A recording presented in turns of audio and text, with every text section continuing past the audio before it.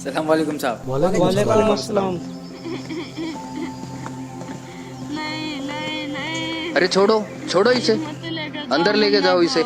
मुन्ना को मत लेकर जाओ अब्बू प्लीज। अरे ईद मुबारक भाईजान। क्या हुआ भाईजान, क्यों बच्चे को रुला रखा है? अरे आपको तो पता है भाईजान, आज ईद है और बकरे को हलाल करने ले जाना है, और ये सलमान है कि 1 घंटे से रोए जा रहा है। अच्छा, हाँ उसका ज्यादा प्यारा है ना ये। आप बिना भाईजान। अरे अरे अब तुम्हें क्या हुआ? कुछ नहीं भाईजान, आपने बेवजह बच्चे और बकरे को रुला रखा है। अच्छा, आप क्या बकरा हलाल करने नहीं ले जाओगे? नहीं, क्यों? आपको मालूम नहीं कि मैंने बाघ रामपाल जी से नाम उपदेश ले रखा है? लेकिन वो तो हिंदू संत है। हाँ, लेकिन उन्होंने कलाम पाक से साबित करके बताया है कि गोश्त खाना हराम है, यह अल्लाह ताला का हुक्म नहीं है। पागल हो गए हो क्या?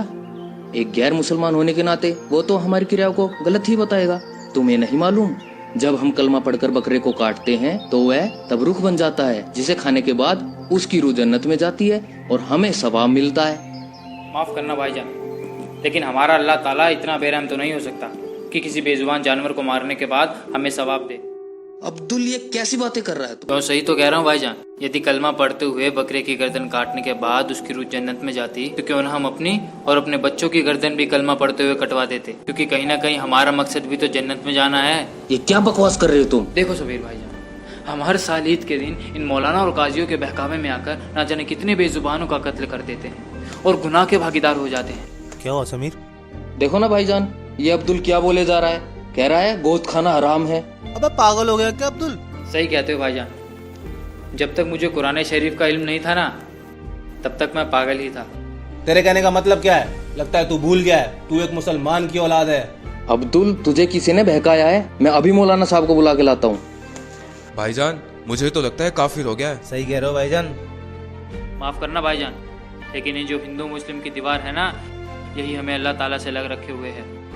बाघ रामपाल जी कहते हैं कि जीव हमारी जाति है और मानव धर्म हमारा। हिंदू मुस्लिम सिख ईसाई धर्म नहीं कोई न्यारा। बकवास बंद कर अपनी, मजहब छोड़ के काफिर हो गया है तू। नहीं भाईजान, मैंने अपना मजहब नहीं छोड़ा है।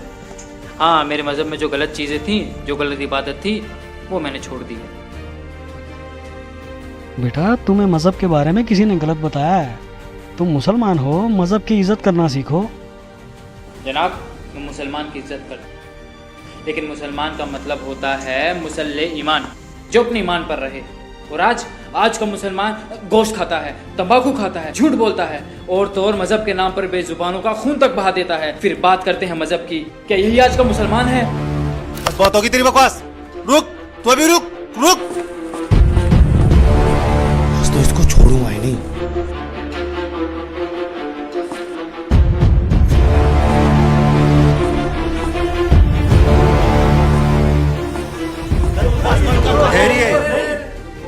मौलाना साहब ये अस्सलाम वालेकुम।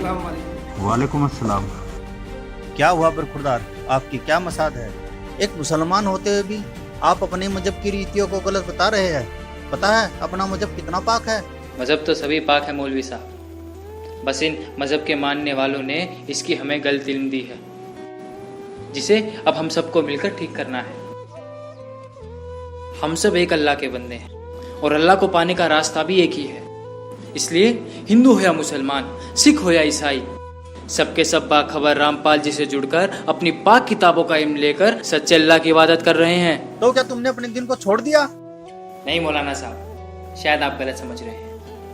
मैंने मुसलमान दीन को नहीं, बल्कि मुसलमान दीन में जो फैला हुआ अजाब है उसको छोड़ा है। मौलाना साहब ये कहता है बेजुबानों का कत्ल क्यों करते हो और गोश्त खाना हराम है। अरे काफिर, यह अल्लाह का हुक्म है। नहीं मौलाना साहब, गोश्त खाना अल्लाह का हुक्म नहीं है, बल्कि चुप कर अब्दुल, बंद कर अपनी बकवास। नहीं भाईजान, अब बात शुरू हो गई है तो उसे क्लियर करना भी जरूरी है। मौलाना साहब, अल्लाह ताला ने 6 दिन में कायनात बनाई और 7वें दिन जाकर तख्त पर बैठ गए। मतलब कि अल्लाह ताला को जो हिसाब बनाना था उन्होंने वो 6 दिन में बनाया, 7वें दिन जाकर तख्त पर बैठ गए। मतलब कि उसके बाद के जितने भी हुक्म हैं वो अल्लाह ताला के नहीं हैं, बल्कि वो शैतान के हुक्म हैं।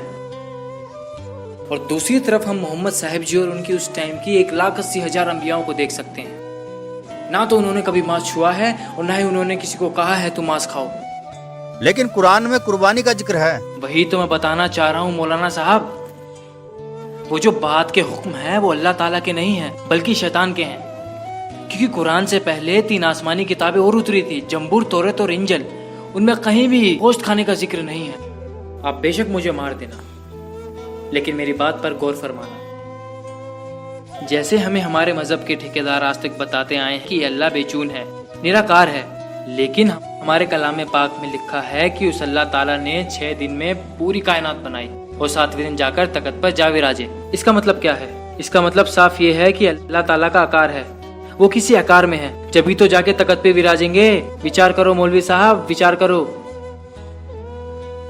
जी, वो अल्लाह ताला कबीर है। सूरत फुरकान 25 आयत नंबर 52-64 में देखना आप। जिसकी जानकारी किसी बाखबर से पूछो, और इस समय बाखबर सिर्फ रामपाल जी महाराज हैं, जो अपने कलाम पाक से इबादत बताते हैं और सच्चे अल्लाह की इबादत करवाते हैं। आप सब मेरे पे बेशक गुस्सा हो जाइए, लेकिन आप सबको पता है रामपाल जी महाराज से जुड़ने से पहले मेरी क्या हालत थी और आज मैं कहाँ हूँ। जब तक मेरे सवाब का दौर चला मुझे सुख हुआ, जिससे मुझे लगा मैं जो भी इबादत कर रहा हूँ वो बिल्कुल ठीक है। लेकिन जैसे ही मेरे गुनाहों का दौर शुरू हुआ तो मानो मेरे ऊपर दुखों का पहाड़ टूट पड़ा हो, और उसको खत्म करने के लिए जिसने जो भी बताया मैंने वैसा ही किया। किसी ने कहा तुम जुम्मे की नमाज करो, किसी ने फजर की नमाज करने को कहा, तो किसी ने तहज्जुद की नमाज करने को कहा। फायदा कुछ भी नहीं हुआ। इसके अलावा भी अल्लाह की तलाश मैंने ना जाने कहाँ नहीं की। कभी मोहिद्दीन चिश्ती की दरगाह, तो कभी अलीगढ़ की दरगाह, तो कभी महरौली की दरगाह तक फिरा। 40 दिन के जमात तक निकाले, लेकिन कोई फायदा नहीं हुआ, क्योंकि मजहब के ठेकेदारों ने जो हमें इबादत बताई थी वो सारी गलत थी। लेकिन आज समाज पढ़ा लिखा है, अब उनकी दाल नहीं गलती। अब वो समय आ गया है जब सबके सब बाखबर रामपाल जी महाराज से नाम उपदेश लेंगे और सच्चे अल्लाह की इबादत करेंगे। खुदा हाफिज।